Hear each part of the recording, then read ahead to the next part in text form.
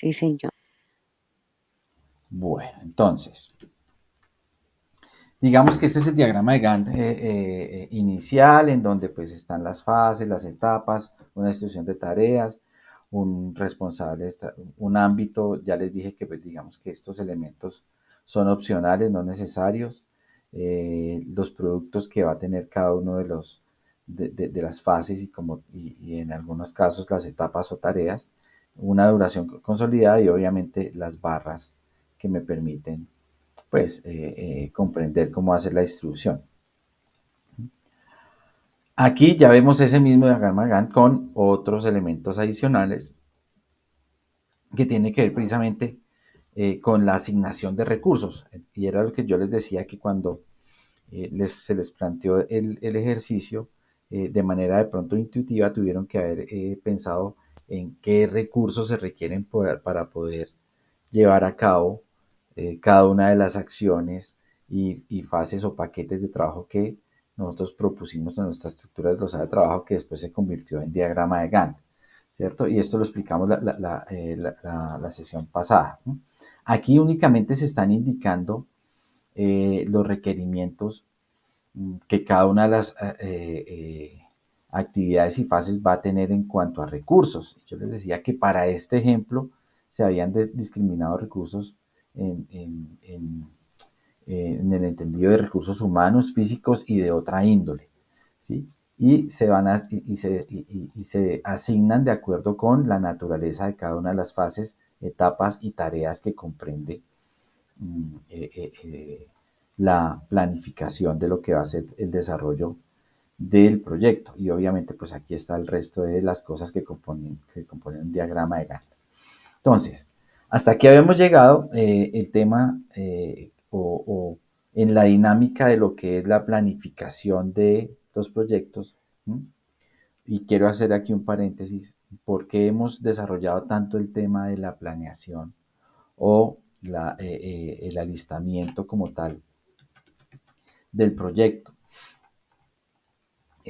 Pues porque, como lo dijimos hace un rato, la planificación establece claramente la configuración de lo que va a ser el futuro. Entonces, por eso la fase de construcción en la gerencia de proyectos es muy importante, porque finalmente la fase de construcción se me convierte en el conjunto de herramientas que me va a permitir a mí llevar a cabo lo que el proyecto va a hacer ya desde el punto de vista de puesta en marcha, es decir, la ejecución del proyecto. Al mismo tiempo me brinda las herramientas para controlar y tener gobierno sobre el proyecto y también para monitorear y evaluar el cumplimiento, de tal forma que también me va a permitir identificar las posibles desviaciones que hay frente a lo planificado y con base en eso pues actuar para establecer que haya el menor impacto posible sobre lo planificado y hacer los reajustes que me permitan pues mantener el desarrollo como tal de el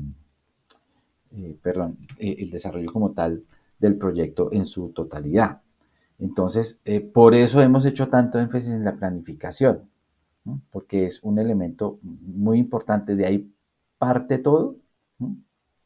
Y genera todos los instrumentos que me van a permitir hacer el resto de las siguientes fases, que es básicamente la puesta en marcha y el cierre y puesta en funcionamiento del producto final. ¿No? Entonces es bien importante hacer ese paréntesis. Entonces, digamos que aquí únicamente de manera general están indicados los recursos que se requieren para poder darle vida a cada una de las actividades que están descritas en este diagrama de Gantt. Ahora, aquí ya hemos como tal desagregado esos recursos y cuantificado teniendo en cuenta unas características, ¿sí? O unos criterios de calidad o atributos básicos que debe tener cada uno de sus recursos. Se asigna una unidad de cálculo que es lo que me permite precisamente proyectar tanto en términos de cantidad y finalmente eso también poder, con base en esa cantidad, poder cuantificar desde el punto de vista presupuestal el peso que va a tener cada recurso en relación con el presupuesto general del proyecto. Y entonces aquí es importante decir que finalmente, cuando nosotros hacemos esta desagregación de los recursos y asignación de unidades de medida y proyección o cálculo de su costo, la sumatoria de todas estas cosas finalmente me va a dar el presupuesto total del proyecto, como lo podemos ver aquí. Entonces, eh, igual que en algunas otras herramientas que hemos visto, pues la manera de consolidar esta matriz de recursos y costos que generan, que también me permiten establecer el presupuesto del proyecto, pues hay diferentes maneras de hacerlo. Y también van a acudir a la naturaleza y envergadura del proyecto. Habrá unos mucho más complejos, otros más sencillos. Vuelvo, insisto, va a acudir precisamente a la naturaleza del proyecto. Para el caso específico, este está también desarrollado sobre el ejemplo que nos sirvió como de guía para explorar los diferentes conceptos que tenemos que tener en cuenta como gerentes de proyectos. Entonces, aquí lo que establece, si bien anteriormente habíamos dicho entonces que habían recursos de carácter humano, físicos y otros, aquí ya los desagrega precisamente por ese tipo de recurso, hace su descripción, su cantidad general y empieza a establecer el perfil o atributos. Perfil en el sentido de los recursos humanos, pues hablamos de un perfil. Atributos ya va a tener que ver con los recursos de carácter físico y de otra índole. Entonces, ¿qué es importante acá? Estos, estos perfiles o atributos, en cierto modo, también nos va a determinar las especificaciones técnicas y de calidad que va a tener el resultado. Entonces, es importante también hacer el análisis de las necesidades que tiene el proyecto de perfil y atributos de sus recursos para acudir adecuadamente a las diferentes actividades y tareas que se van a desarrollar durante el proyecto. Entonces, para el caso específico del taller que hemos venido desarrollando, pues desde el punto de vista de recursos humanos, pues se entiende necesario tener un gerente de proyecto que es precisamente quien va a tener a su cargo todo el tema de gerencia de proyecto, entender la planificación y la puesta en marcha del proyecto y todo el proceso de planificación y monitoreo y control y seguimiento. Entonces eso determina la necesidad de tener un gerente de proyecto que va a tener unas características especiales. Aquí no me voy a detener porque esto pues, lo tienen ustedes para consulta en la plataforma, ya lo mirarán con detenimiento. ¿Qué es importante? Determinar cuál va a ser la unidad de cálculo de ese recurso. Entonces, para este gerente de proyecto, para este caso está planteado en horas, en horas de prestación del servicio de parte de estas personas. Y así para todos los recursos humanos acá, exceptuando por acá un recurso humano que es un auxiliar de oficina que, como se pueden dar cuenta, está caracterizado en su unidad de cálculo como mes, es decir, el salario mensual. Se define una cantidad, esto ya tiene que ver con ¿sí? el análisis de cargas que va a tener cada uno de esos recursos en relación con las actividades que va a generar y se proyecta entonces las horas de dedicación para este caso específico que la unidad de cálculo es horas de dedicación que va a tener este recurso para la ejecución de todo lo que tiene que asumir en la ejecución del proyecto. Entonces, en este caso se determina que para el caso del gerente de proyecto va a tener una inmersión de 600 horas y con un costo unitario de 56.000 pesos. Digamos que los costos unitarios, ¿de dónde se derivan estos costos unitarios y posiblemente estos atributos o perfil?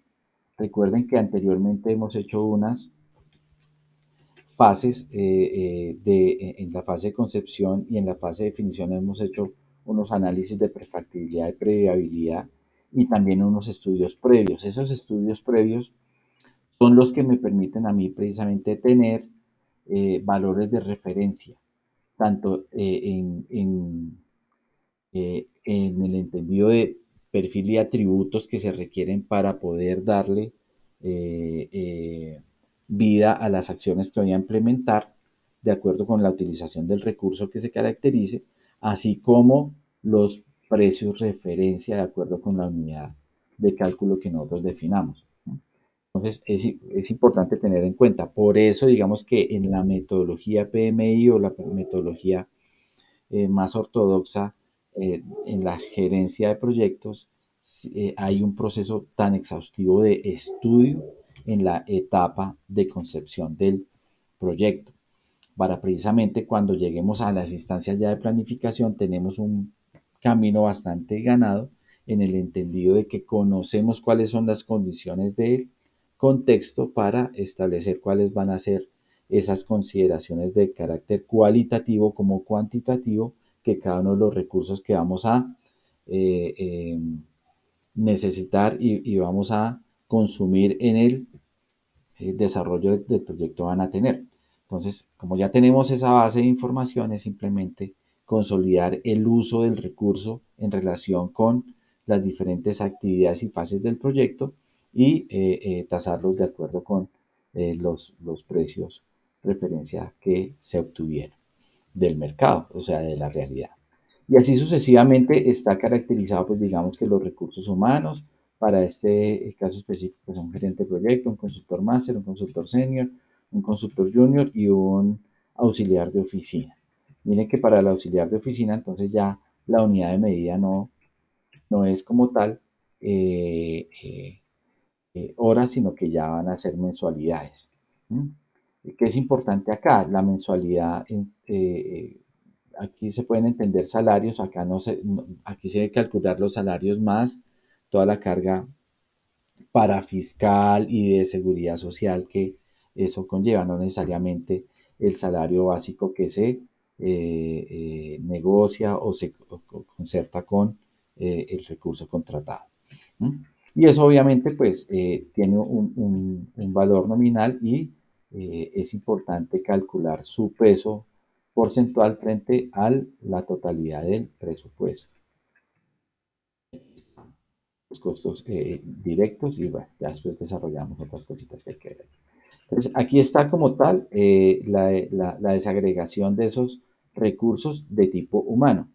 Ahora, un paréntesis, esto va a acudir precisamente a la estructura desglosada de trabajo que yo hice, es decir, acude al entendimiento que yo tuve del problema y de la alternativa de solución que verdaderamente elegimos y la manera como se estructuró, cómo se va a desarrollar a través de la estructura desglosada de trabajo y los diagramas de Gantt.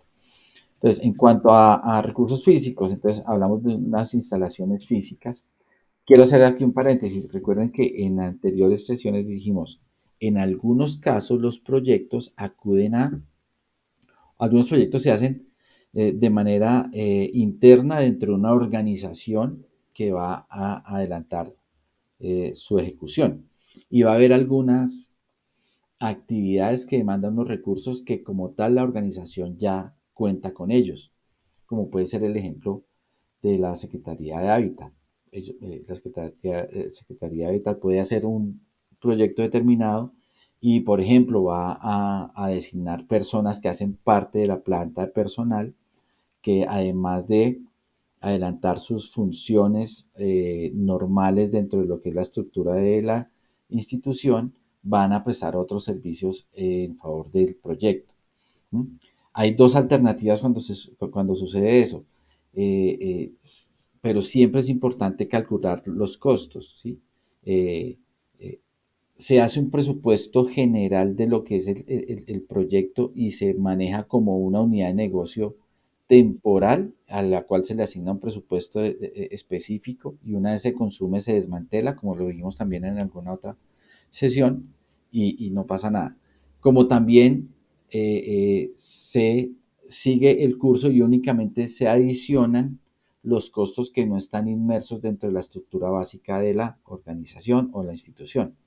Por ejemplo, el ejemplo más recurrente es la tasación del presupuesto por los recursos humanos. Entonces, hay una nómina específica y las personas que hacen parte del proyecto no van a percibir un dinero adicional por pertenecer al proyecto, sino que simplemente a través de su nómina se están cubriendo los costos de su concurso dentro del proyecto.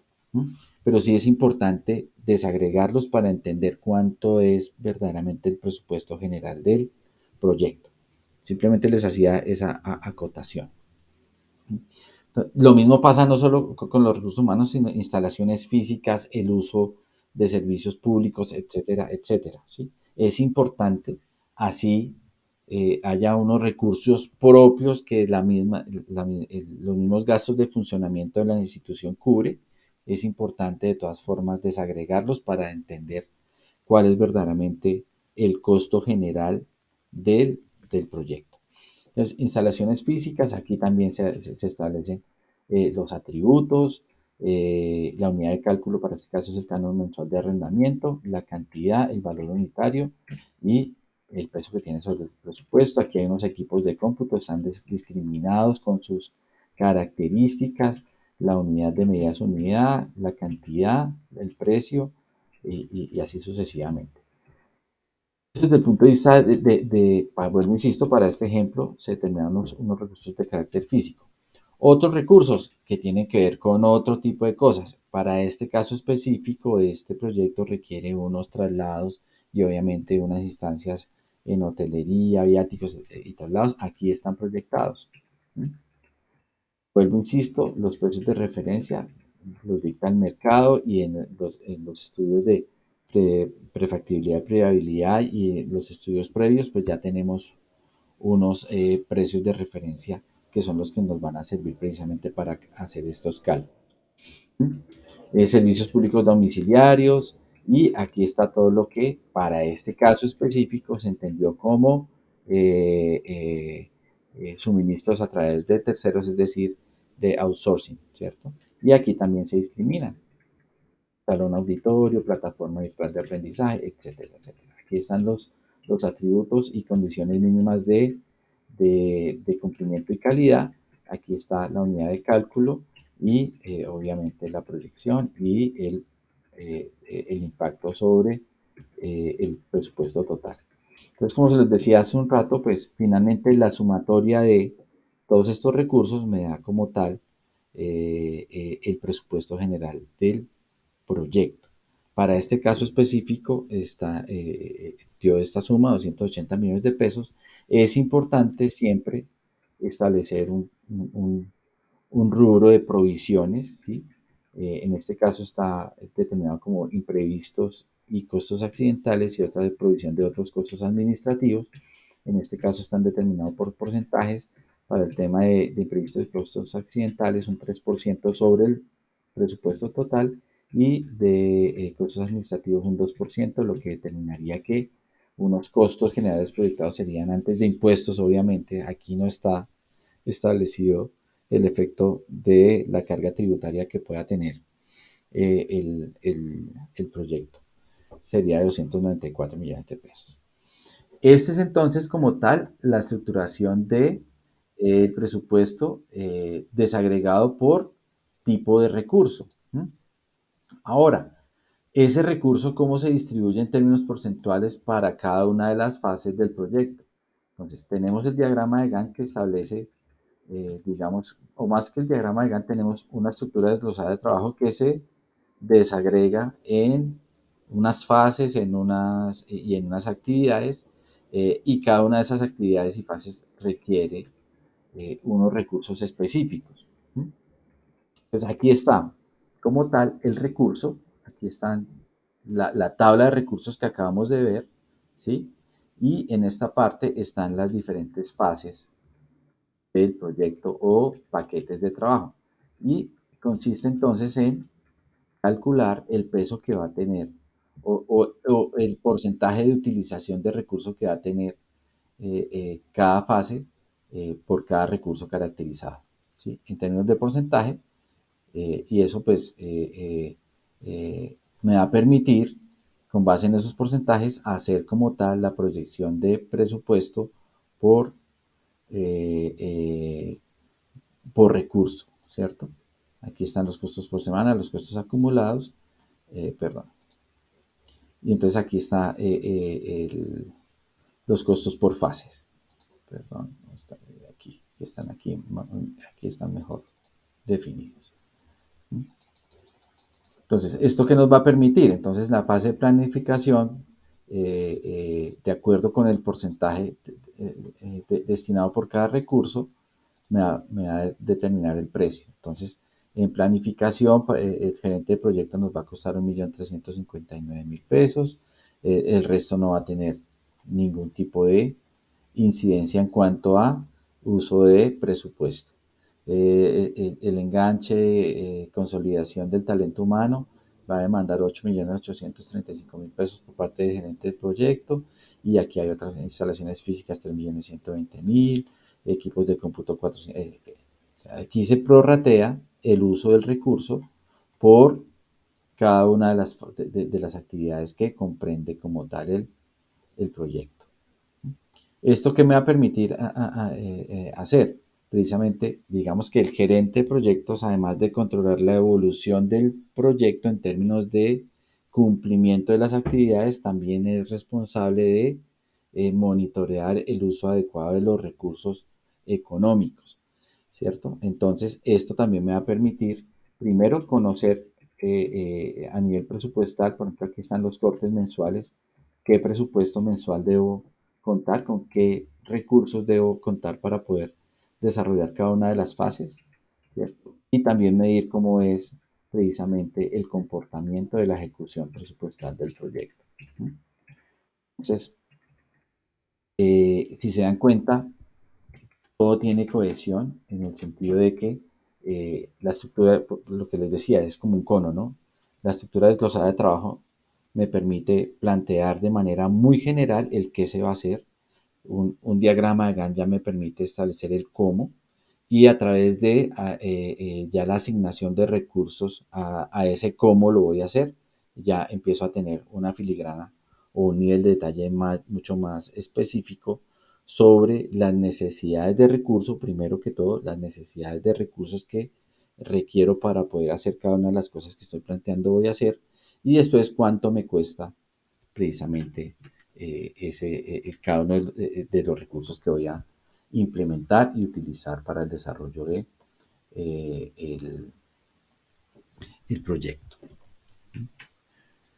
Dicho eso, entonces voy a continuar aquí ya para cerrar.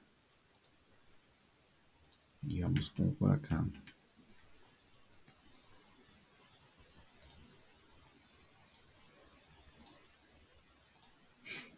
Entonces habíamos visto los planes de acción, y entonces, dicho esto, ya al tener claramente identificado qué vamos a hacer, cómo lo vamos a hacer, con qué recursos lo vamos a hacer y cuánto me cuesta cada recurso y cómo está distribuido ese recurso durante todo el proyecto, pues ya tenemos las bases mínimas requeridas para poder hacer el control y seguimiento y proyectarlo.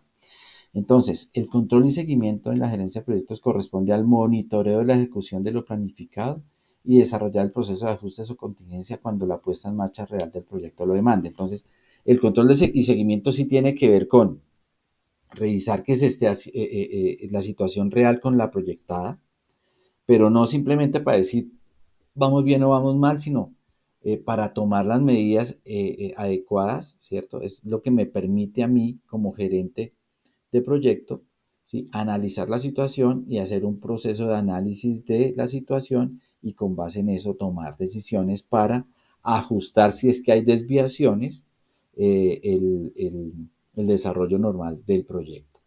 Entonces, la finalidad del control y seguimiento no es ser coercitivo o ejercer un proceso policivo frente al cumplimiento de el proyecto, ¿no?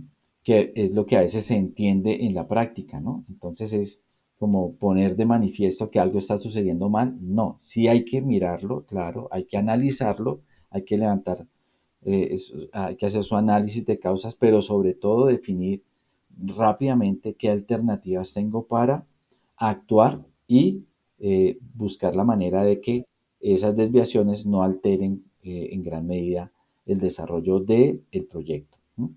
La función específica de la planeación no es garantizar la ejecución al pie de la letra de lo programado. Vuelvo y juega el tema de la planificación. Cuando hablamos aquí del control de seguimiento, pues hacemos nuevamente alusión de que eh, eh, la planeación no busca que en la ejecución todo se dé como lo planificamos. Eso va a ser muy complejo por lo que les decía al principio de la sesión.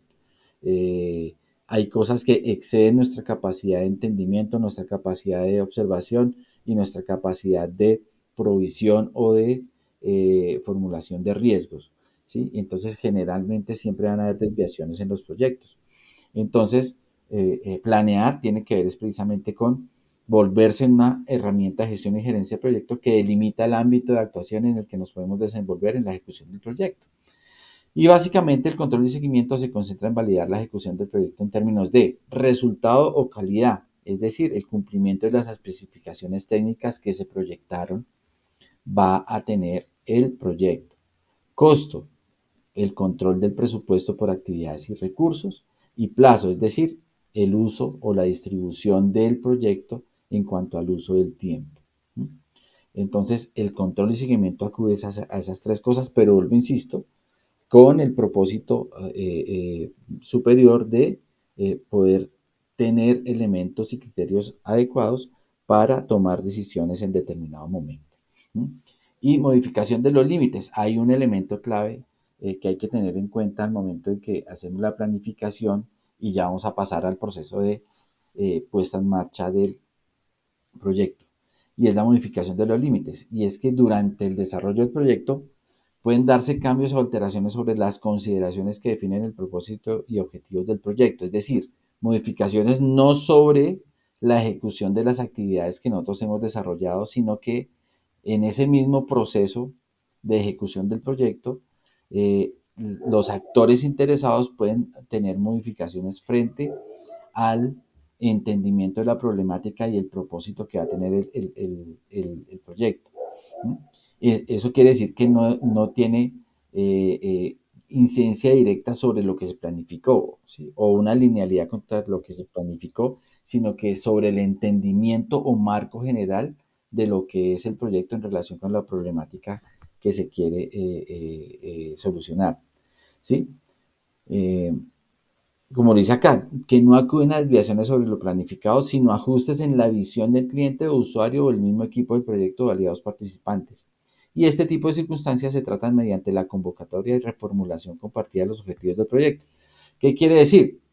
Como dicen por ahí popularmente, sobre la marcha se ajustan o se equilibran las cargas. ¿Sí? Entonces, si bien es cierto la planificación y digamos que las fases genéricas de proyectos que hemos visto acuden también a un proceso muy exhaustivo de estudio y análisis, por más exhaustivo y juicioso que haya sido ese estudio y análisis, habrá cosas que posiblemente cambien en el camino. Y eso necesariamente demanda que se vuelva a reformular y a remirar nuevamente ciertos aspectos de lo que es el proyecto en compañía con todos los actores de interés del proyecto y obviamente eso posiblemente va a derivar en algunas modificaciones tanto de fondo como de forma del proyecto. Entonces es importante tenerlo allí en cuenta. Entonces, el gerente de proyectos debe tener capacidad de adoptar las medidas necesarias y que considere convenientes para corregir posibles desviaciones con respecto a lo que se había previsto en la planificación a medida que avanza el proyecto. Lo que les decía hace un rato, el control y seguimiento lo que busca es que tengamos verdaderamente conocimiento de lo que está sucediendo con información adecuada que me permita hacer un análisis también adecuado de la situación y rápidamente tomar decisiones para ponerlas al servicio del proyecto y poder seguir garantizando su continuidad. Esta situación establece que la gerencia de proyectos es una instancia transversal, permanente, central e ineludible para el adecuado desarrollo del proyecto en su integralidad. Entonces, nosotros como gerentes de proyectos tenemos una responsabilidad superior frente al proyecto. Si bien es cierto, el proyecto está conformado por diferentes personas, por diferentes recursos y sus interdependencias, el gerente de proyectos es como tal la persona que lidera, ¿sí? Y tiene una visión integral y tiene capacidad para gestionar lo que está sucediendo alrededor y al interior del proyecto y con base en eso tener injerencia para su adecuado desarrollo. ¿M? Y el éxito de cualquier proyecto está sujeto a la idoneidad, responsabilidad, capacidad y concurso del gerente de proyectos. Entonces, por eso es importante que un gerente de proyectos cultive, adquiera e incorpore pues competencias adecuadas para poder desarrollar adecuadamente ese rol tan importante que tiene en cuanto a lo que es la gestión de todo proyecto. Sí, gracias Giselle porque se me había olvidado hoy el link de asistencia, ya se los voy a poner ya para despedirnos, entonces dame un segundito. Primero lo encuentro.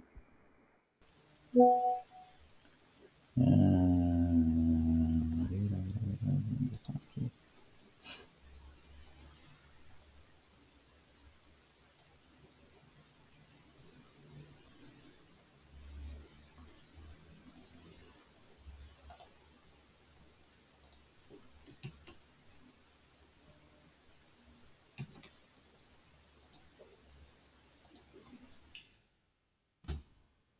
Listo, ya para todos está ahí disponible el link para que puedan registrar su asistencia.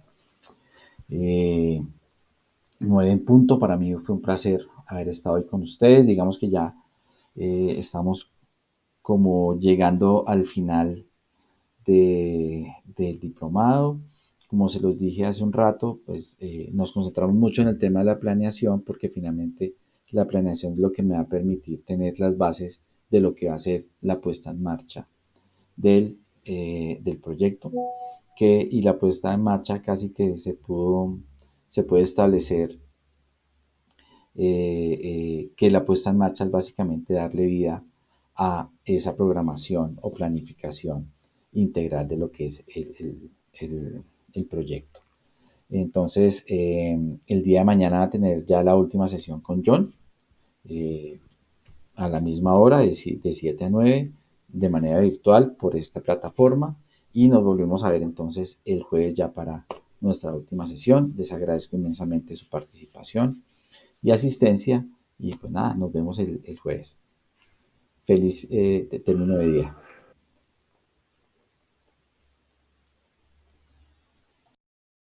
Profesor, que estés muy bien. Muchísimas gracias, profesor. Hasta luego. Hasta luego a todos. Gracias a todos. Chao. Hasta luego.